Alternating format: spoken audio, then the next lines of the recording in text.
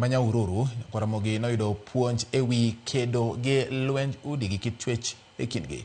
Tiegruogno mabende otim gi riwruok matayo tuke mag ng'wech pacho ka komakore kod aguch ngaf gi bengi mar Equity noyo jotugo mathoth kuwuok e alwora ma Nyahururu.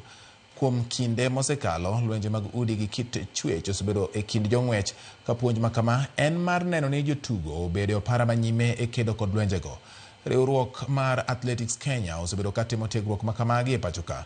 Kowuoyo e kinde tiegruok makamano, jang'wech machon Catherine Dereba olero ne jong'wech ni nyaka giti matek mondo eka giyud omenda kendo ok en gino bang' lweny muoch e kindgi kopo ni gisetiyo matek bang' yudo omenda magi nikech pogruok e paro mag udi. Okwayo jotugo mondo oritre giwegi kaka anyuola achiel. We want to say silent no more.